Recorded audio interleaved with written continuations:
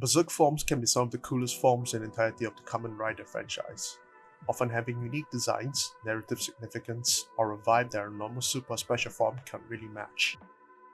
Despite the hype surrounding them in recent times, they're actually not that common in the franchise, up until very much recently.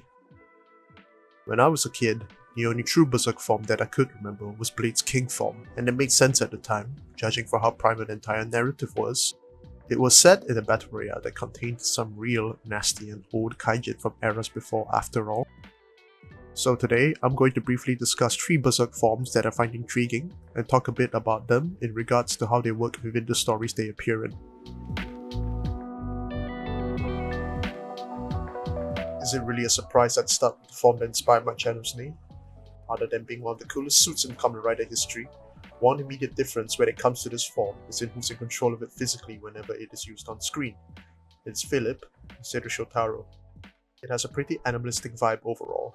The memory that is used to access this form is a giant dinosaur that plays a heavy guitar riff. It has sharp, jagged edges around the visor, and its main ability is the fangs that protrude from its arm and shoulders.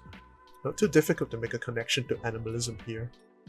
Granted, the form literally loses its berserk status in the first episode it appears in, and when I saw this for the first time, I was pretty surprised at how quickly it went away. If you're used to anything from the Reiwa or even Neo-Heisei era, berserk forms don't typically take this quickly to overcome. There's usually a whole arc dedicated to mastering it against the antagonist at that given point.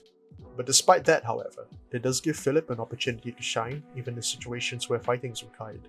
And hey, if you could only use one form to do so the entire show, might as well have it be the coolest, right?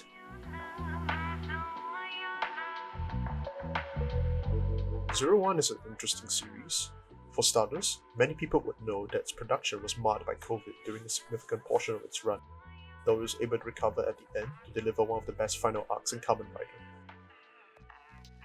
Halfway through the show or so, this shiny form finally appears near the end of that whole workplace competition arc, which can be quite tiresome to go through, even if you're binging the show. Trading the animalistic vibe for one akin to a cold, calculative murderer, this form's fierce appearance is pretty terrifying. Haruto is forced to use it as a weapon against Bowser after getting beat up by him for multiple episodes, but when it appears, he straight up treats him like a joke. The whole melting, molding metal element of the suit also helps it to stand out a lot in a sea of berserk forms. It's a pretty cool ability, looking like a swarm of locusts swarming about its opponent. But appearance-wise, it's pretty tame in nature. I wouldn't be surprised if I showed someone this form, and they mistook it as a traditional upgrade form. It takes Naruto a bit longer to master this form and combat the Fang Joker, but when he does, it feels very much satisfying in nature. It's a combination of Naruto's effort and aiding Humagears in need, with each of them coming together to give a helping hand in defeating Bowser and Gaia fully. In a way, it reinforces the ethos of Kamen Rider, that good triumphs over evil no matter what, even if it takes some time to get there.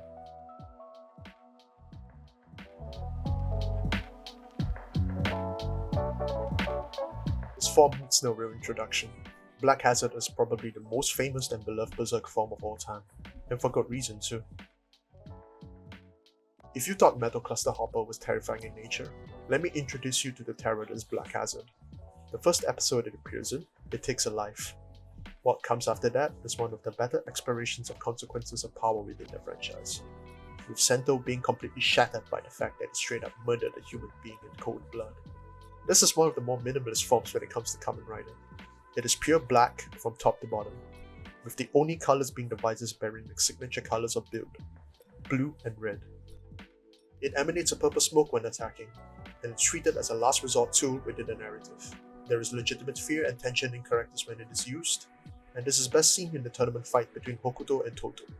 Sento has to choose whether to use it or not, and this dramatically increases the tension during that arc. And I find that really refreshing, since it really does embody the title of a berserk form. It's never really tamed either, with Sento obtaining another food bottle that allows him to overlay it with either Rabbit Rabbit or Tank Tank. In a way, it might be the only berserk form that remains as such even by the end of the series, a terrifying weapon that causes terrifying situations.